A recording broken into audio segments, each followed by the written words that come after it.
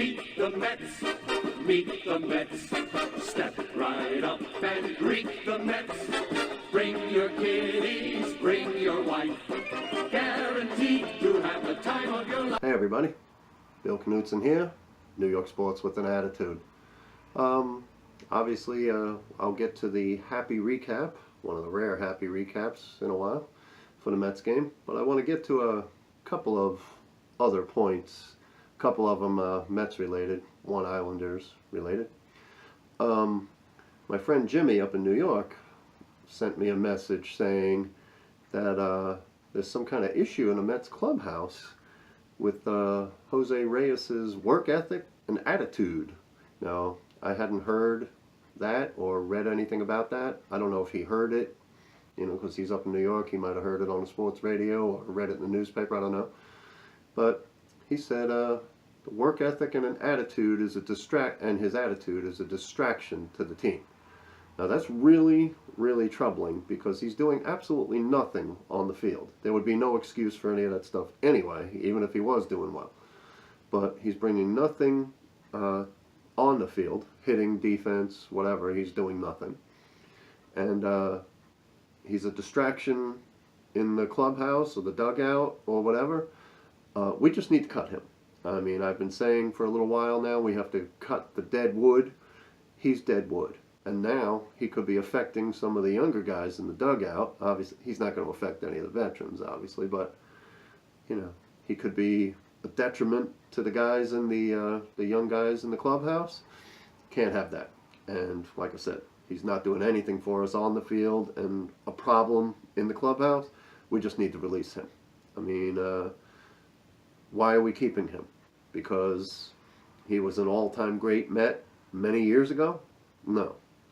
Can't do it. So, yeah, that ticked me off a bit when I heard from Jimmy about that. I appreciate it, Jimmy. Thanks a lot for that information. Yeah, we just need to get rid of him. Anyway, all right. So, moving on. Jerry Blevins, unfortunately, his grandmother passed away, so he's on a bereavement leave. I would assume it's for 3 days. That's what it normally is.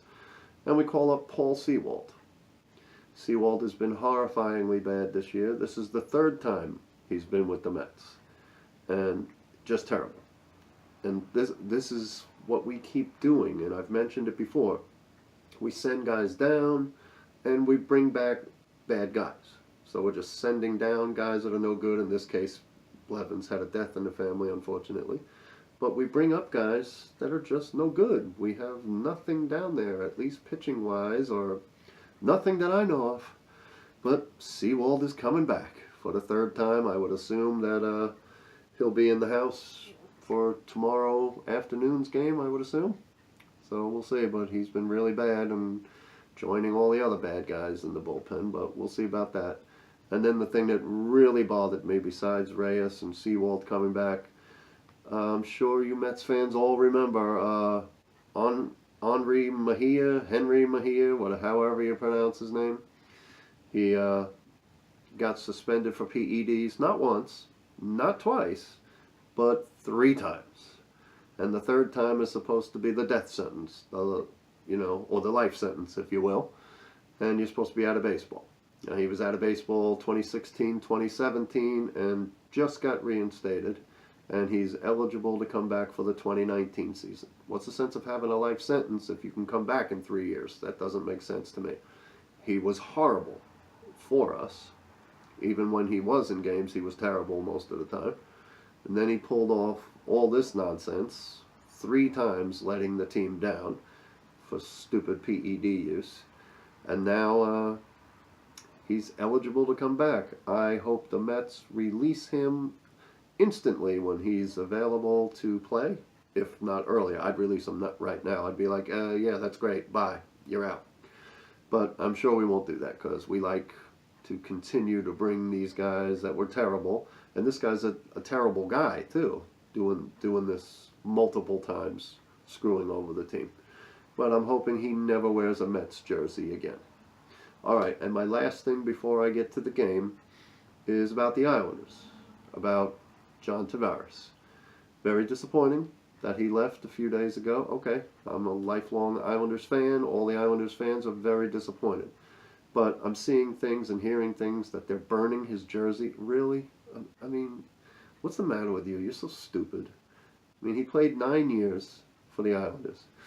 He was the face of the franchise, and he gave it everything he had to try and make the Islanders somewhat relevant.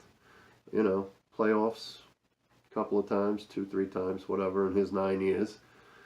He was the face of the franchise, scored almost 300 goals in those 9 years. You know, he was a great player for us. Like I said, I'm disappointed. I wanted to keep him. You know, getting the new GM and a new coach, I thought if we could keep Tavares, these guys would know exactly how to build around him and maybe get the Islanders back to playing some good hockey. But it wasn't to be. You know, he wasn't a bum. He wasn't a bad guy. He's one of the best Islanders that's played, at least in the last 20 or 30 years. He's one of the best. And people are burning his jerseys, just showing no class, no respect for what the man did. He's a free agent. You know, he didn't cause trouble on the team and get sent away or whatever. He's a free agent. He's earned the right to go play where he wants. You know, it's just like you or me. If we don't want to be where we're working, we're free to go somewhere else. You know, if we're going to be happier somewhere else. Like I said, we're all disappointed. But he's from the Toronto area. He grew up loving the Maple Leafs, and he wanted to go home. It's as simple as that. So I wish him well, except when he's playing against the Islanders. And all you morons out there burning his jersey, get a life, will you? I mean, you're free to disagree with me or whatever, but I mean, you know, it's like what they did for LeBron James when he left. Really? Cleveland basketball was totally irrelevant. They were nothing. They were a doormat. And when he was there for the first 7 years, you know, he brought championship caliber basketball to a city craving, you know, championship caliber basketball. And then when he came back, he obviously won a championship. But they were burning his jerseys too. I mean, he's by far the greatest player that ever played for your city and one of the greatest of all time. And that's how you show him respect, for giving you basketball worthy of watching and excitement. The same with Tavares. These classless jerks. Like I said, you're free to disagree with me, but I think you're classless idiots to burn jerseys of people that have done really well for your team just because they earned the right to be free agents and they wanted to go play somewhere else. Get over yourself. Anyway, all right, on to the game today. Obviously, DeGrom was DeGrom. 8 innings, 1 run. The usual. Just great. You know, just great. And also the usual, the Mets get no offense for him. So he pitches the 8 innings, 1 run, leaves, it's 1-1. And he gets a no decision again. And, you know, Cabrera got the RBI single in the third, gave us the 1-0 lead. I'm like, all right, maybe we'll score some runs for him. We didn't score again while he was pitching those great 8 innings. I don't know what it is. I mean, the guy's got a 1.79 ERA, easily leading the major leagues. He's got 5 wins. He should have 11, 12 wins, and he even lost a couple of games with, you know, that he could have won. So he should be at least 11, 12-3, 12-4, something like that. He's 5-4, with easily the best ERA in baseball. Just sickening. But what can you do? Got to be professional. Go out and do your job. At least they didn't blow this game completely. They blew it for him personally to win, but at least they didn't lose the game. I've got some couple of ugly stats for you. With the win tonight, Mets are 15-26 at home. They had lost 15 of the previous 17 home games, scoring about 2 runs a game. Their starter's ERA was under 3, so it wasn't them. It was a total lack of offense and the horrible bullpen. And they're 20-23 on the road. That's pretty solid. That's not bad at all. So if they could have been, instead of 15-26, if they could have been 500, if they could have been like 20-21, you know, they wouldn't be 14 games under 500. They'd be like 5 or 6 games under 500 maybe. and might still have at least a small chance with almost the whole second half of getting back into the playoff race. But that doesn't look like that's going to happen. I mean, those are dreams, I think. But the rest of this month is going to be interesting to see who's on the trading block and to see if we can get good stuff back for what we trade away. But we'll see. Oh, yeah, another DeGrom stat, just to show how horrible they've been. 7 times DeGrom has pitched a game giving up 1 run or none. 7 times, 1 run or none, and the Mets lost the game. That's tied for the major league record. And we're only halfway through the season. So they're going to easily shatter that. Just think about that. 7 times giving up 1 run or 0 runs, and the Mets lost those games. That is just horrifyingly bad. So the 9th inning comes right after right after DeGrom leaves, and tied at 1. He gets a no decision again. He's the king of no decisions. Familia comes in, and Familia was Familia. Of course, he has to walk a guy, hit a guy, give up a hit. Typical Familia. Oh, almost always does that.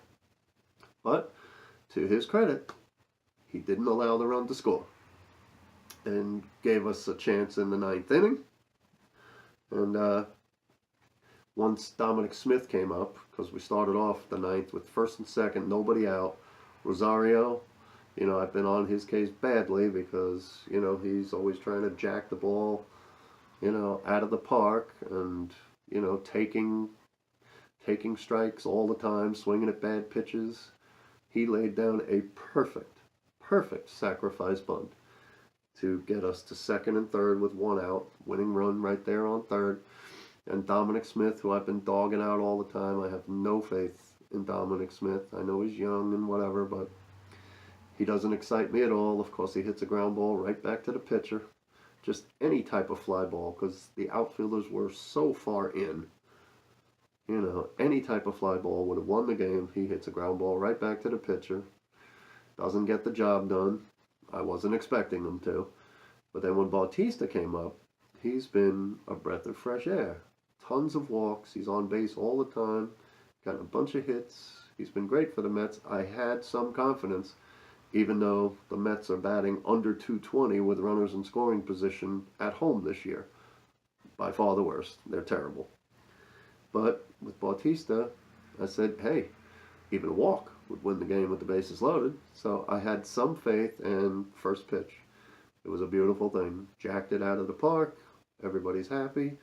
And it was his first career walk-off. So, I was happy for him, happy for the Mets, kind of sad for DeGrom. But at least they didn't blow the game for DeGrom and then lose the game. They blew a win for him, again, like they always do. But at least they won the game. But anyway, that's all I've got for tonight. Happy recap. So that was good. Beautiful. 3-1 in July. Hopefully we can keep it up. We got Mats, 4 o'clock on Saturday. He's been pitching much better lately. Hopefully we can get some offense going and he can continue to pitch well. And then Sunday we got Chris Flexen starting for us again. Another guy up and down, back and forth from Vegas and New York. Not good in either place. It's been horrible for the Mets, but we keep bringing these guys back up. But anyway, I digress. All right. Subscribe to the show. Catch up on any shows you've missed. Get other people to check it out and subscribe, so you'll hear what I'm talking about. And in closing, let's go Mets tomorrow. Hopefully we can win the series, because if we lose on Saturday, I have no faith in Flexen winning a series for us, and we haven't won a series since mid-May, so it would be nice. So that's all I've got. Have a great night tonight. Have a great Saturday. Mets 4 o'clock. Go Mets, and let's go Mets. Thanks for watching. I'll see you next time. To meet the Mets of New